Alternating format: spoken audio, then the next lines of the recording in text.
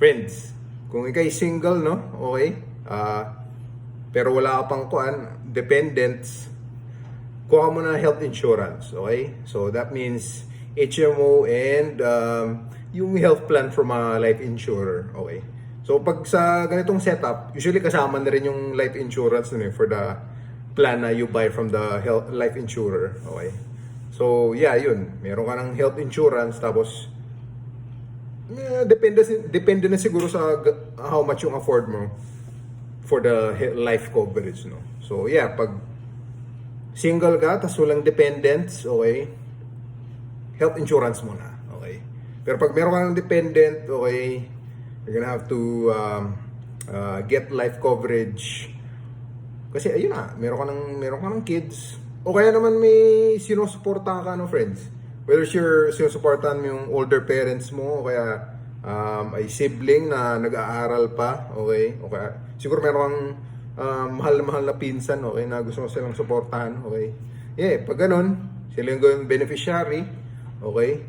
Tapos, yeah, in case na mauna ka sa kanila, meron kang maiiwan for them. Di ba, mga friends? Doon naman tayo sa married na, no? If ever you get, or if ever the person gets married, okay, of course, kahit wala pang kids, hopefully may life insurance coverage ng mga friends, no? Kasi meron ka ng life partner, di ba? Priority na yung spouse mo over family, and yeah, I guess yeah, that's just how love works, di ba? You wanna provide for the one you love, di ba? Di ba, mga friends? Of course, kung magkaanak, okay, gawin nyo na rin beneficiary yung yung kids nyo, okay? Of course, by this point, hopefully nakakuha na kayo ng health insurance, no?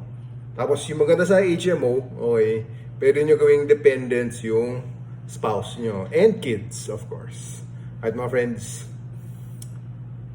Now, doon naman tayo sa, I guess, less discussed na part of life, okay, which yung life insurance coverage for older age, okay.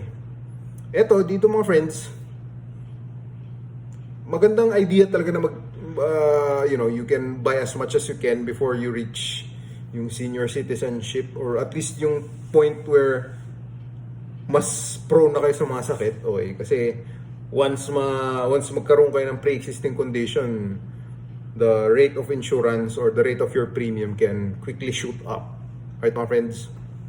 So yeah, hopefully you're able to buy as much life coverage, okay, as much as possible. Kasi number one, well, it costs to bury you, okay? So yung lote, yung libing, okay, tapos yung whether cremating kayo or not, okay, those cost a certain amount of money, okay? And of course, ano na siya, mga friends, it's a loving act din toward your next generation ba? Kasi binabawasan mo yung burden nila in parang honoring your death ba? To put it nicely. Di ba, mga friends? Now, kung meron naman kayong mga assets, okay? Alam ba, meron kayong iba-ibang properties, okay? Kuha kayo ng or dagdagan yung life insurance coverage nyo to the point na you're able to cover as much of the estate tax as possible. Right, my friends? May kamahalan din kasi yung estate tax eh. I cannot correctly recall how much na yung rate ngayon, pero yeah, mahal yung estate tax. Okay, my friends? So yeah, yun yung life and health insurance needs, no? Depende sa stage of your life. Right, my friends? Say lang, I hope may na-learn kayo, no? I hope it's, you're able to learn how to manage life and health insurance according to the stage of life you're in. Right, my friends? Thank you for watching. Okay, my friends? Follow o kaya subscribe to the channel, alright? Tapos, kita-kits tayo sa susunod. Right?